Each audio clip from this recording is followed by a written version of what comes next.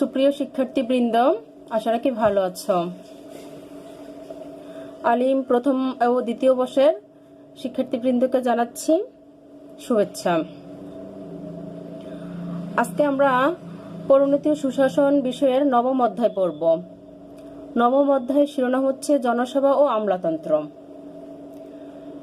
এখন আমরা আমলাতন্ত্রের ধারণা সম্পর্কে জানব যে আমলাতন্ত্রটা কি। আধুনিক রাষ্ট্রে আমলাতন্ত্রের ধারণা একটি সর্বজনীন ধারণায় পরিণত হয়েছে। জাতীয় রাষ্ট্রের উদ্ভবের সাথে সাথে আমলাতন্ত্রের বিকাশও ঘটেছে,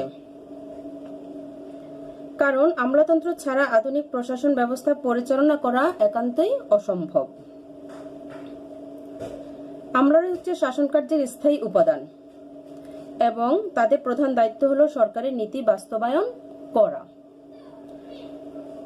আমলাতন্ত্রের ধারণাতে আমরা দেখব যে আমলাতন্ত্রের উৎপত্তি কিভাবে ঘটেছে। যে আমলা শব্দের উৎপত্তি হয়েছে আরবি শব্দ আমল থেকে। আমল শব্দের অর্থ হচ্ছে আদেশ পালন বা বাস্তবায়ন করা। শব্দগত অর্থে যে সকল সরকারি কর্মকর্তা কর্মচারী সরকারের আদেশ বাস্তবায়ন করে তাদেরকে আমলা বলা হয়। আর আমলাদের দ্বারা পরিচালিত সংগঠনকেই বলা হয় আমলাতন্ত্র। ব্যাপক অর্থে সকল শ্রেণীর সরকারি কর্মকর্তা ও কর্মচারী হচ্ছে আমলা, কেননা রাষ্ট্রের কর্মকর্তাগণ রাষ্ট্র পরিচালকের আদেশ আমল বা বাস্তবায়ন করে থাকেন। আমলাতন্ত্রের ইংরেজি প্রতিশব্দ হচ্ছে ব্যুরোক্রেসি। আর ব্যুরোক্রেসি শব্দটি ফরাসি শব্দ বিউরো থেকে এসেছে এবং গ্রিক শব্দ ক্রেটিন থেকে উৎপত্তি। বিউরো শব্দের অর্থ হচ্ছে লেখার টেবিল এবং ক্রেটিন শব্দের অর্থ হচ্ছে শাসন। সুতরাং শব্দগত অর্থে ব্যুরোক্রেসি বলতে টেবিল শাসন ব্যবস্থা বা ডেস্ক গভর্নমেন্টকে বোঝানো হয়। প্রকৃতপক্ষে আমলাতন্ত্র বলতে অরাজনৈতিক প্রশাসনে নিযুক্ত সকল স্তরের সরকারি কর্মচারী বৃন্দকে বোঝানো হয় না। সরকারি কর্মচারী বৃন্দ আমলাতান্ত্রিক প্রশাসনের একটি গুরুত্বপূর্ণ হাতিয়ার মাত্র, কিন্তু আমলাতন্ত্র সরকারি কর্মচারী সহ আরো কতগুলো উপাদান নিয়ে গড়ে উঠে।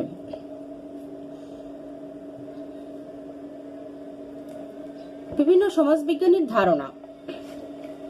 আমলাতন্ত্র সম্পর্কে বিভিন্ন সমাজবিজ্ঞানী কি কি ধারণা পোষণ করেছেন। সমাজবিজ্ঞানী ম্যাক্স ওয়েবার, যাকে আমলাতন্ত্রের ধারক বলা হয়, তিনি তার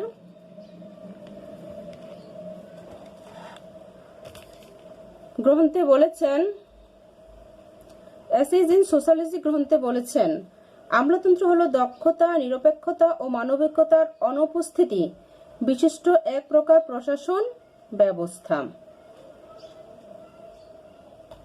এটা বলেছেন অধ্যাপক ম্যাক্স ওয়েবার, যে আমলাতন্ত্র দক্ষ হবে, নিরপেক্ষ হবে এবং এখানে মানবতার কোনো উপস্থিতি থাকবে না। ম্যাক্স ওয়েবার তার আমলাতান্ত্রিক ধারণায় এভাবে সংজ্ঞা প্রদান করেছেন। অধ্যাপক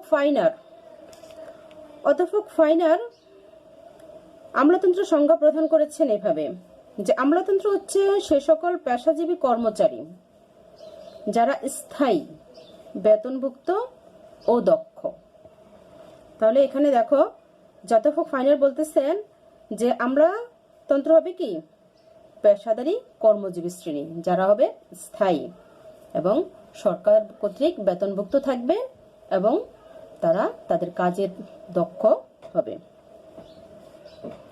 সমাজবিজ্ঞানী অধ্যাপক তিনি আমলাতন্ত্র সংজ্ঞা প্রদান করেছেন এভাবে, যে আমলাতন্ত্র হলো সরকারি কর্মচারীদের একটি অংশ যারা দক্ষ, পেশাদার, অরাজনৈতিক, স্থায়ী এবং অধীনস্থ কর্মকর্তা। তাহলে অধ্যাপক আমলাতন্ত্রকে সরকারি কর্মচারীদের একটি অংশ বলেছেন যারা হবে কি দক্ষতা সম্পন্ন এবং তারা পেশাদার হবেন এবং তারা অরাজনৈতিক হবেন, যে তারা রাজনীতির সাথে সংযুক্ত থাকবেন না, এবং স্থায়ী হবেন, যে আমলাতন্ত্রের যে চাকরিটা সেটা স্থায়ী চাকরি এবং তাদের কি থাকবে অধীনস্থ কর্মকর্তা থাকবে। তারা তাদের কাজের জন্য অধীনস্থ উপরস্থ কর্মকর্তাদের কাছে কি থাকবে? জবাবদিহি করতে বাধ্য থাকবে। সুতরাং উপরোক্ত সংজ্ঞাগুলো বিশ্লেষণ করলে আমরা বলতে পারি যে আমলাতন্ত্র হলো অভিজ্ঞ, নিরপেক্ষ, স্থায়ী ও পেশাজীবী কর্মচারীবৃন্দের দ্বারা পরিচালিত প্রশাসনিক ব্যবস্থা, যার মাধ্যমে সরকারি নীতি ও সিদ্ধান্ত সমূহ বাস্তবায়িত হয়ে থাকে। তাহলে শিক্ষার্থী বন্ধুরা দেখো, আমরা আমলাতন্ত্র সম্পর্কে জানলাম যে আমলারা হবে কি? সরকারি কর্মচারী। তারা কি হবে?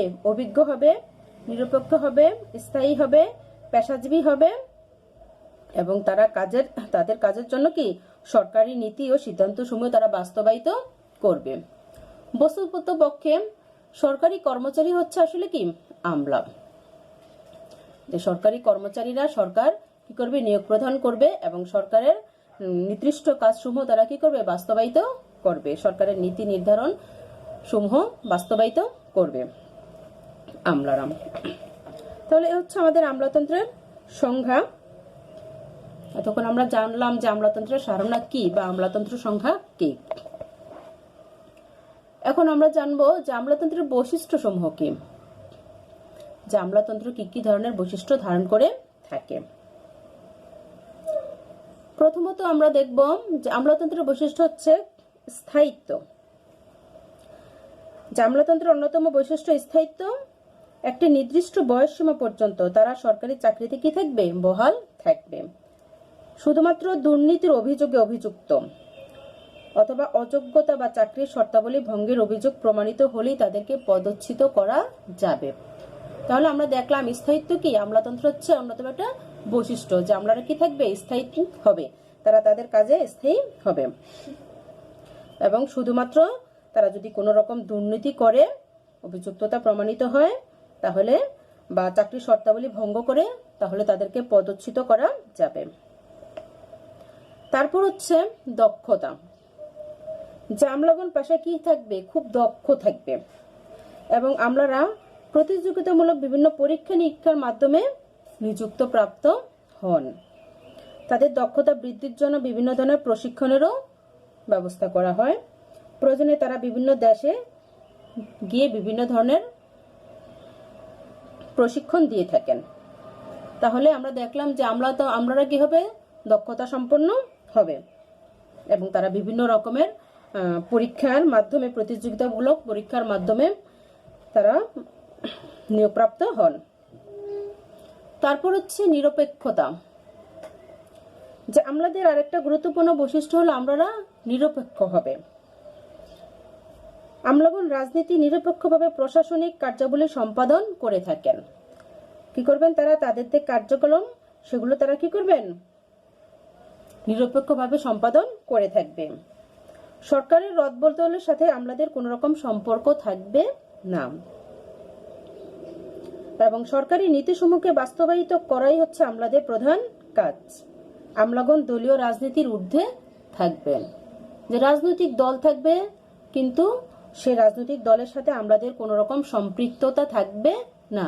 তারা তাদের কাজগুলো নিরপেক্ষভাবে সম্পাদন করে থাকবেন। তারপর হচ্ছে নিয়মানুবর্তিতা। যে আমলাতন্ত্রের আরেকটি গুরুত্বপূর্ণ বৈশিষ্ট্য হলো কঠোর নিয়মানুবর্তিতা।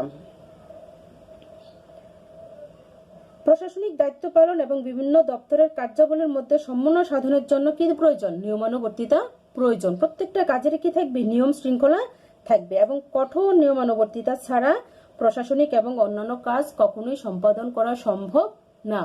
প্রত্যেকটা কাজের কি থাকবে? নিয়ম শৃঙ্খলা থাকবে এবং আমরাও তাদের কাজগুলো তাদের নিয়মের মধ্যে করে থাকবেন। তারপর হচ্ছে দায়িত্বশীলতা।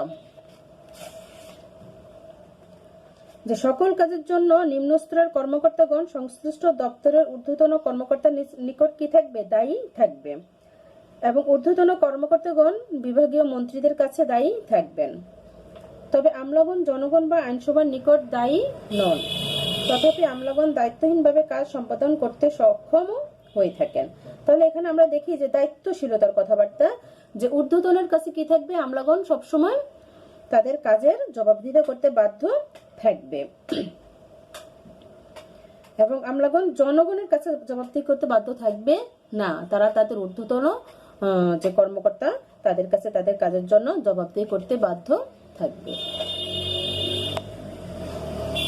তারপর আসছি আমরা পদসোপান নীতির ক্ষেত্রে, যে আমলাতন্ত্রের অন্যতম আরেকটা বৈশিষ্ট্য হচ্ছে পদসোপান নীতি। এই নীতিতে ভিত্তিতে সকল পদের শ্রেণীবিন্যাস করা হয়। পদসোপান নীতি হচ্ছে নিম্ন স্তর থেকে উচ্চ স্তর পর্যন্ত যে পদটাকে যে ভাগ করে দেওয়া, নিম্ন স্তরের কর্মকর্তাগণ উচ্চ স্তরের কর্মকর্তার আদেশ নির্দেশ মেনে চলবে, এটা হচ্ছে পদসোপান নীতি। পদের যে সোপান বা শ্রেণীবিন্যাস, সেটা প্রত্যেকটা চাকরিতে কি থাকে, পদ থাকে, ঊর্ধ্বতন থেকে নিম্নতনের মধ্যে কি থাকে, একটা ব্যবধান থাকে। সে ব্যবধানটাই হচ্ছে এখানে পদসোপান নীতি। এবং তারা কি থাকবে, প্রত্যেক কর্মকর্তাগণ উচ্চ স্তরের কর্মকর্তাগণের আদেশ নির্দেশ মেনে চলতে বাধ্য থাকবে। তারপর হচ্ছে নিয়োগ ও পদোন্নতি সম্পর্কে, যে আমলাগণ যোগ্যতার ভিত্তিতে প্রতিযোগিতামূলক পরীক্ষা ও সাক্ষাৎকারের মাধ্যমে কি হন, নিযুক্ত হয়ে থাকেন। প্রত্যেকটা আমলাই বিভিন্ন ধরনের প্রতিযোগিতামূলক পরীক্ষা দিয়ে থাকেন এবং সাক্ষাৎকারও দিয়ে থাকেন। এভাবে তাদের নিয়োগটা হয়ে থাকে। এবং জ্যেষ্ঠতা, পদোন্নতি, দক্ষতা, অভিজ্ঞতার উপরও তাদের কি করে, পদোন্নতিটা নির্ভর করে থাকে। আনুষ্ঠানিক নিয়মের বাইরে তারা কোনো রকমের কাজ করে না বা কাজ করতে পারে না।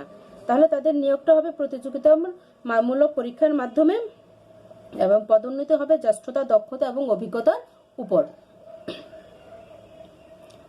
তারপর হচ্ছে পেশাদারি। আমলাতন্ত্র হচ্ছে একটি পেশাদারি সংগঠন। আমলাগণ সরকারি চাকরিকে পেশা হিসেবে গ্রহণ করে থাকেন। প্রত্যেকটা আমলারই চাকরিটা হচ্ছে একটা পেশা। তারা তাদের কার্যাবলীর জন্য সরকারি কোষাগার থেকে বেতন ভাতাদি পেয়ে থাকেন। আর আজীবন একই পেশায় নিয়োজিত থেকে নিষ্ঠার সাথে তারা কি করে, দায়িত্ব কর্তব্য পালন করে থাকে। এই জন্য এটাকে পেশাদারি বলা হয়। যে পেশাদারি হচ্ছে আমলাতন্ত্রের আরেকটা অন্যতম বৈশিষ্ট্য। আমলাগণ চাকরিকে পেশা হিসাবে গ্রহণ করবেন এবং সরকারের কোষাগার থেকে তারা কি করবেন, বেতন ভাতাদি গ্রহণ করবেন। তারপর হচ্ছে আনুষ্ঠানিকতা। আমলাতন্ত্র হলো একটা আনুষ্ঠানিক সংগঠন। আমলাগণের নিয়োগ, পদোন্নতি, কর্মবন্টন ও কর্মসম্পাদন আনুষ্ঠানিক নিয়ম অনুসারেই সম্পাদিত হয়ে থাকে। পদস্থ আমলাগণ উচ্চ পদস্থ আমলাতন্ত্রের অধীনস্থ থেকে কাজ সম্পাদন করে থাকে। তাহলে আমরা দেখতে পাচ্ছি যে আমলাতন্ত্র হলো একটা আনুষ্ঠানিক সংগঠন এবং আমলাগণের নিয়োগ, পদোন্নতি, কর্মবন্টন, কর্মসম্পাদন সবকিছু কি থাকবে, একটা আনুষ্ঠানিক নিয়মের মাধ্যমে সম্পাদিত হয়ে থাকবে। এবং নিম্ন পদস্থ আমলাগণ উচ্চ পদস্থ আমলাতন্ত্রের অধীনস্থ হিসাবে কি করবেন, তাদের কার্যাবলী সম্পাদন করে থাকবেন। তারপরে আসো পরিবর্তনশীলতা। যে আমলাতন্ত্রের মধ্যে কি থাকবে, একটা পরিবর্তন থাকবে। যে অন্যতম একটা বৈশিষ্ট্য হচ্ছে পরিবর্তনশীলতা। সরকার পরিবর্তনের সাথে সাথে আমলাদের কি হয়, মানসিকতার পরিবর্তন ঘটে থাকে এবং তারা কোনো বিশেষ নীতি বা আদর্শের প্রতি অটল বিশ্বাসী থাকেন না। কারণ পরিবর্তনশীল ধ্যান ধারণা, বিশ্বাস ও আদর্শ নিয়ে আমলাগণ নিষ্ঠার সাথে দায়িত্ব কর্তব্য পালন করে থাকেন। এটা হচ্ছে পরিবর্তনশীলতা। তাহলে আমরা তখন দেখলাম যে আমলাতন্ত্রের বৈশিষ্ট্য সমূহ, যে আমলাতন্ত্র কি ধরনের বৈশিষ্ট্য সমূহ পালন করে থাকে। শিক্ষার্থী বন্ধুরা, এবার আমরা আলোচনা করব আমলাতন্ত্রের কার্যাবলী সম্পর্কে। একটা গণতান্ত্রিক রাষ্ট্রে আমলারা কি ধরনের কার্যাবলী সম্পাদন করে থাকে। আমাদের কার্যাবলী সম্পর্কে অধ্যাপক ফাইনার একটা মন্তব্য প্রদান করেছেন। মন্তব্যটি হচ্ছে, আমলাতন্ত্রের কার্যাবলী কেবল সরকারের উন্নতি সাধন নয়, প্রকৃতপক্ষে আমলাদের ছাড়া সরকার পরিচালনা করাই অসম্ভব। বস্তুতপক্ষ ফাইনারের কথাটা যথার্থ। তিনি যে মন্তব্য করেছেন যে আমলারা কেবল আসলে সরকারের কি করে না, উন্নতি সাধন করে না, তারা কি করে, সরকার পরিচালনা করে থাকে এবং তাদেরকে ছাড়া সরকার পরিচালনা করা আসলেই অসম্ভব।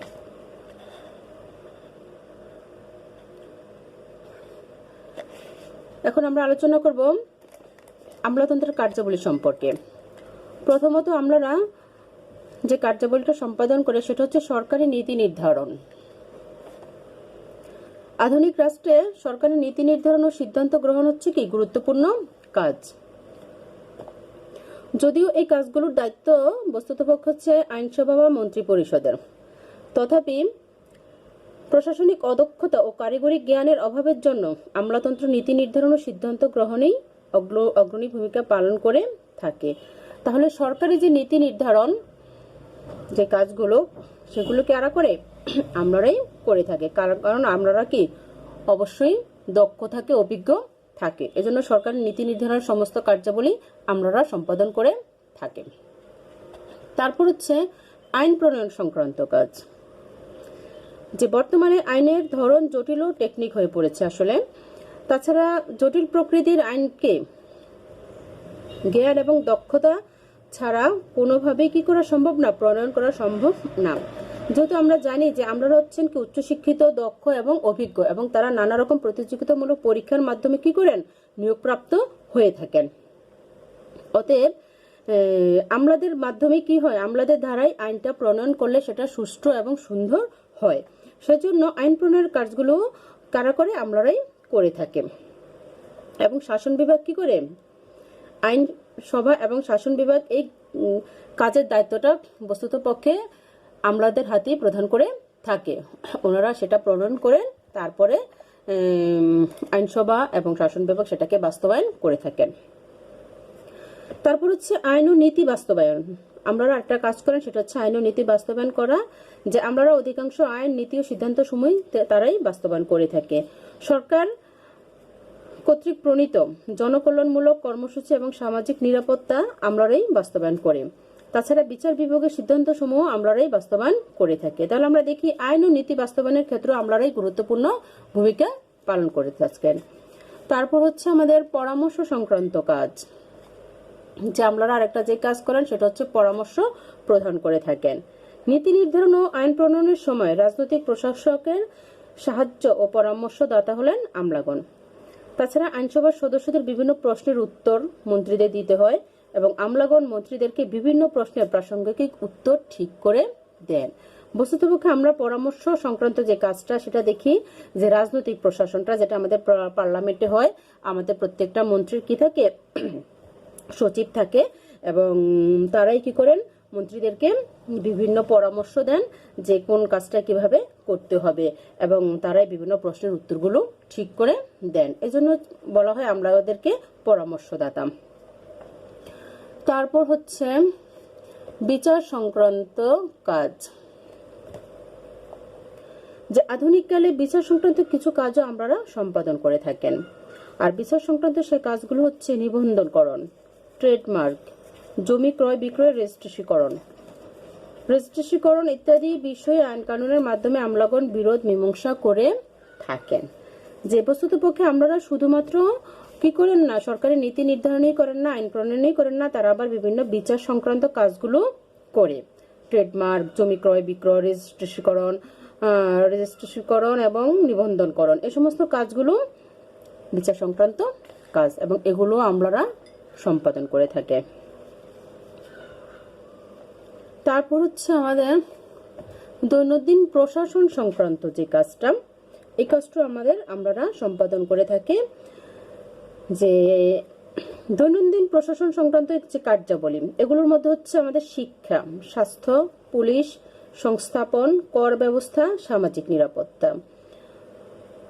প্রতিনিয়ত আমাদের এগুলো প্রয়োজন, যে শিক্ষা, স্বাস্থ্য, সংস্থাপন, কর ব্যবস্থা, সামাজিক নিরাপত্তা, এই সমস্ত কাজগুলো আমরাই আসলে তৈরি করে থাকেন। এজন্য বলা হয় যে দৈনন্দিন প্রতিনিয়ত আমাদের যে প্রশাসনের যে কাজগুলো, এগুলো আমরাই করে থাকেন।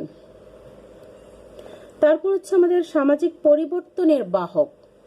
আমাদেরকে বলা হয় সামাজিক পরিবর্তনের বাহক, কারণ এই সমাজ পরিবর্তনের ক্ষেত্রে আমরা অত্যন্ত গুরুত্বপূর্ণ ভূমিকা পালন করে থাকে।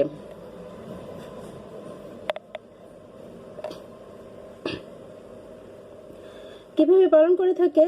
যে দেশের জনগণের যে সংস্কৃতি, জীবন আদর্শ, মূল্যবোধ এবং রীতিনীতির পরিবর্তন, এগুলোর সাধন করতে আমরাই সচেষ্ট এবং আমলারা নিজেরাই কি করে, তারাই আসলে পরিবর্তনগুলো করে থাকে।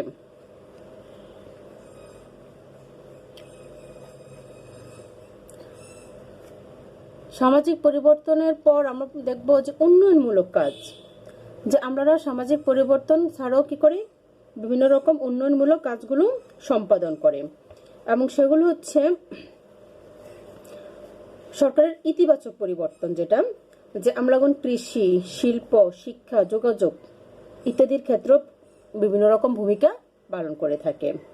এবং উন্নয়নমূলক প্রশাসনের ধারণা আমলাতন্ত্রের কর্মক্ষেত্রের পরিধি বৃদ্ধি করে থাকে, যে প্রশাসনকে উন্নয়ন করার জন্য যে সমস্ত কাজগুলো করা দরকার এগুলো আমাদের আমলারাই করে থাকে এবং এর মাধ্যমেই আমলাতন্ত্রের কি হয়, কর্মক্ষেত্রের পরিধি দিন দিন বৃদ্ধি পেতে থাকে।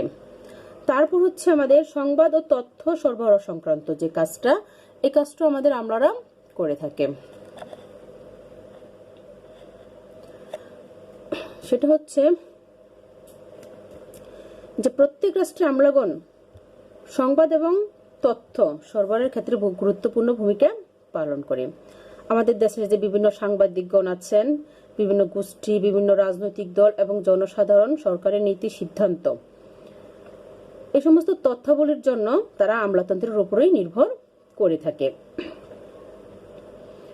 বিভিন্ন তথ্যের জন্য, সংবাদের জন্য তারা আমলাদের কাছে যায় এবং আইন বিভাগ ও শাসন বিভাগ আমলাদের তথ্যের উপরে ভিত্তি করে আইন প্রণয়ন ও নীতি নির্ধারণ করে থাকে। তাহলে আমরা দেখলাম যে সংবাদ ও তথ্য সরবরাহ সংক্রান্ত যে কাজটা এটা আমাদের আমলারাই করে থাকে এবং আইন এবং শাসন এই দুই বিভাগের যে তথ্য সেটা প্রণয়ন এবং নীতি নির্ধারণ করে এবং নীতি নির্ধারণ করে আমলাতন্ত্র।